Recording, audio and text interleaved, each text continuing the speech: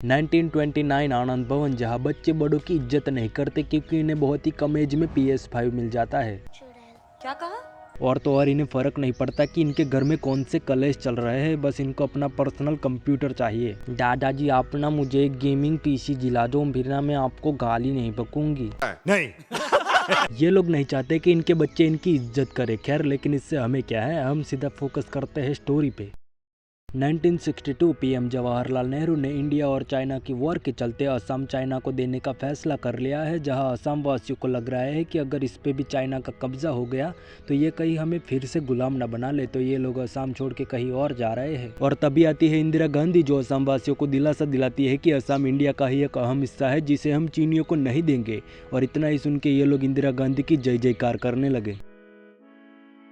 अब इतना बड़ा काम किया है तो ऑब्वियसली प्रशंसा तो होंगे ही, जहाँ सब लोग इंदिरा गांधी को कॉन्ग्रेचुलेट कर रहे हैं और कुछ लोग तो बातें बना रहे हैं कि ये अपने बाप की कुर्सी लेने के फिराक में है। उप्स, प्रधानमंत्री जी ने सुन लिया क्या? एंड आई थिंक ये बात नेहरू जी ने सुन ली है, तो ये नाराज है इंदिरा गांधी जी से कि इतना बड़ा काम करने से पहले मुझसे पूछा क्यों नहीं।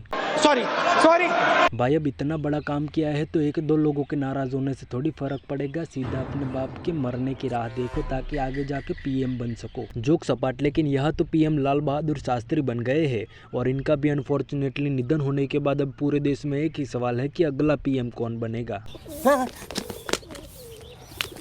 एंड यहाँ पाकिस्तान और बांग्लादेश की आपसी लड़ाई के चलते हुए काफ़ी बांग्लादेशी इंडिया में आ रहे हैं। तो जैसे ही इंदिरा गांधी को ये पता चला, सी थिंक्स कि यार क्यों ना बहती गंगा में मैं भी अपने हाथ धो लूँ, तो इंदिरा जाती है फ्रांस सपोर्ट मांगने के लिए कि तुम लोग जल्दी से सब्सक्राइब करो क्योंकि मुझे भी रोनाल्डो के साथ फ़ोटो खिंचवानी है। लेकिन यह इतनी अच्छी बात बनी नहीं, तो अब ये जाती है वॉशिंगटन प्रेसिडेंट निक्सन से मिलने की हमें सपोर्ट की ज़रूरत है। और तभी अमेरिका का दलाल बहनचोद कहता है, अरे मैडम जी, आप क्यों इन दोनों कुत्तों के बीच में हड्डी बनना चाहती हो? इससे अच्छा तो आप अपने घर में बैठ के अंगूर खाइए, क्यों गुठलियाँ गिन रही हो? अरे ये गलत राइमिंग हो गया क्या? I think you are not liking the butter in your bread woman. जहाँ इंदिरा गांधी ने खामखा प्रेसिडेंट निक्सन से पंगा ले लिया। Now Indira Gandhi do the podcast with BBC, जहाँ तुम्हें तो पता ही है मीडिया का काम ही है जल्ले पे नमक छिड़कना। तो पूछ लिया एक कंट्रोवर्शियल सवाल, जिसे देखकर पाकिस्तान की गांड जल गई और उन्होंने एयर स्ट्राइक कर दी इंडिया पर। जली ना, तेरी भी जली ना। And as per contract India ने भी वापस से जवाब देकर बांग्लादेश को पाकिस्तान से बचा ही लिया और पूरे बांग्लादेश में इंदिरा गांधी की जय जयकार होने लगी। एंड यही तक कि इंडिया में भी इंदिरा गांधी की जय जयकार होने लगी। और इसके बाद 2 जुलाई 1972 इंदिरा गांधी करती है पाकिस्तान के साथ शिमला करार, जिसे देखकर जयप्रकाश नारायण प्लेड बाय अनुपम खेर को लगता है कि इंदिरा ने आमिर खान की दंगल देख ली है, तभी ये इतने बड़े बड़े डिसीजन ले रही है। खैर, लेकिन इससे हमें क्या है। एंड यहाँ जेठालाल नटू काका की पगार क्यों नहीं बढ़ाता, इस बात को लेकर जॉर्ज फर्नांडिस रेलवे स्ट्राइक पर उतर आए हैं, जिसे इंदिरा गांधी ने ऐसे इग्नोर किया जैसे जेठालाल करता है ना नटू काका की पगार वाली बात को, बिल्कुल वैसे। और आगे जाकर कहीं एक इंडिया में बहुत बड़ा इशू न बन जाए, इसके चक्कर में इंदिरा गांधी करती है पोखरण में nuclear test and things got work. Newspaper में रेलवे स्ट्राइक हटके न्यूक्लियर की पेड प्रमोशन चल रही है। एंड यही सारी चीज़ों को देखकर सुप्रीम कोर्ट ने इंदिरा गांधी पे 6 साल का बैन लगा दिया चुनाव न लड़ने पर, और यही तक कि कांग्रेस को अपना नया प्रधानमंत्री चुनने तक का भी आदेश दे दिया।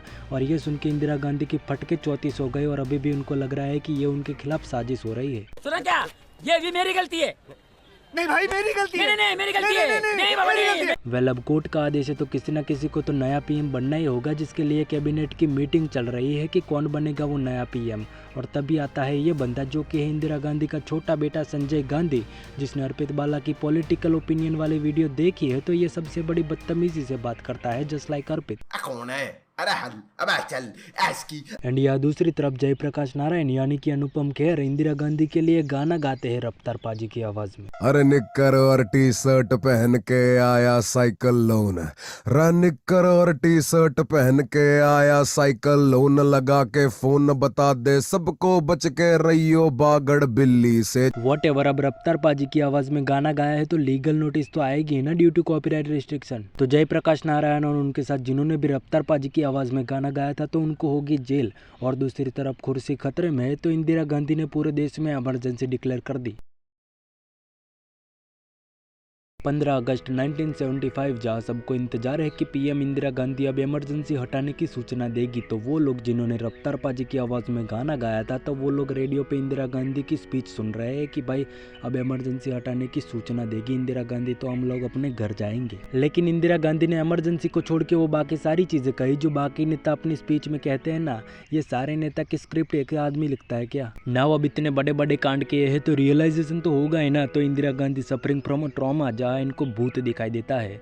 यस भूत। ये कंगना ने भी बाकियों की तरह हॉरर कॉमेडी बनाना शुरू कर दिया क्या?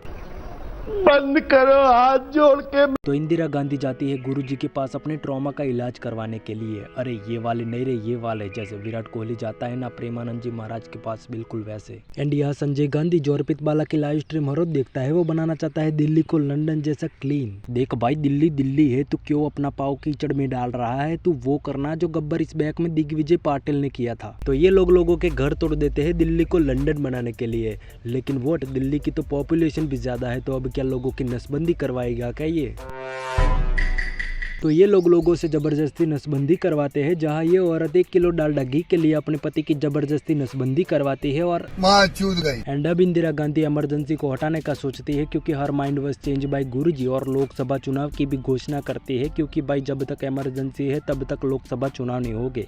ये बात नोट कर लेना, यूपीएससी में काम आएगा। अच्छा ठीक है। अच्छा जहाँ जयप्रकाश नारायण अपनी खुद की पार्टी जनता पार्टी बनाते हैं, क्योंकि इस बार गाना गाने का रिस्क नहीं लेना है। जोक सपाट, लेकिन आज लोकसभा चुनाव के रिजल्ट आने वाले हैं, जहां इंदिरा गांधी इस बार चुनाव हार चुकी है और नए PM from Janata party Morarji Desai बने। एंड नाउ अब सत्ता जनता पार्टी की है, तो ये लोग वो चीज करते हैं जो इंदिरा गांधी ने इनके साथ किया था, अरेस्ट। तो ये लोग इंदिरा गांधी को अरेस्ट करते हैं। एंड यहाँ कांग्रेस के डाउनफॉल के चलते संजय गांधी ने वो स्टेप उठाया जो एनिमल में रणविजय ने किया था ना, अपने पंजाबी कजन्स की मदद। लेकिन भाई तू वो करना जो गब्बर इस बैक में दिग्विजय पाटिल ने किया था। नहीं 26 दिसंबर 1976 इंदिरा गांधी जेल से बाहर आने के बाद और अपने पापों का प्रायश्चित होने के बाद now she thinks about it कि मुझे अब हनी पाजी के जैसे कमबैक की जरूरत है। तो ये फिर से 17 जनवरी 1980 को पीएम बन गई।